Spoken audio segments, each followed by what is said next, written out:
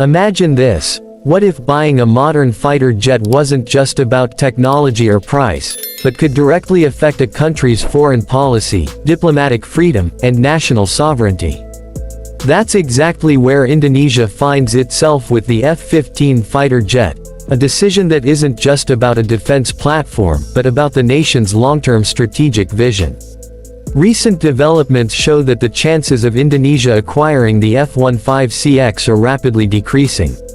The main reason is the tariff agreement proposed by the United States, which Indonesia is likely to reject. On the surface, this agreement appears to be an economic and trade matter, but in reality, it comes with sensitive political and strategic conditions. From a defense procurement perspective, if this agreement is not approved, the F-15CX program could automatically be at risk, making the possibility of cancellation increasingly realistic. Indonesia's hesitation stems primarily from the political conditions demanded by the U.S., which include loyalty in strategic alliances. The U.S. expects Indonesia to limit or reduce cooperation with China, Russia, Iran, and other non-Western partners. Such demands directly contradict the core principles of Indonesia's foreign policy, which is based on independence and active engagement. Indonesia aims to maintain balanced relationships with all global powers rather than aligning exclusively with one bloc. This is why the tariff agreement is seen as potentially restricting Indonesia's diplomatic freedom and national sovereignty.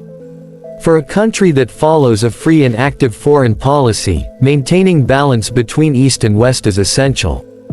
Global power dynamics are constantly shifting, and taking sides could harm long-term national interests. While cooperation with the U.S. is undoubtedly important, relationships with China, Russia, and other nations also hold strategic value in economics, energy, and defense.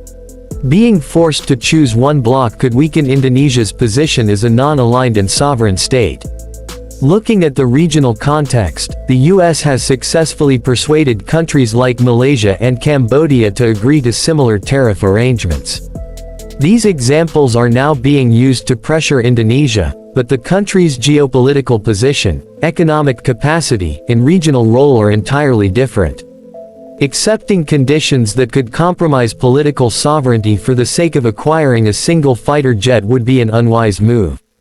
In this light, stepping away from the F-15X may seem like a loss on the surface, but it is actually a rational and principled decision. In reality, even if the F-15X purchase doesn't go through, Indonesia would not be left defenseless. Within the current defense landscape and regional balance, this decision actually presents a strategic opportunity. Letting go of the F-15 is not a sign of weakness or retreat, it's a chance for Indonesia to strengthen its defense autonomy, enhance participation in advanced technology development, and establish a long-term, independent vision for its air power.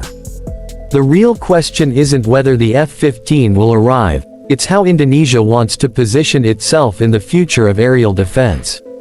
Will it be a dependent buyer, or a sovereign and strategically independent player shaping its own path?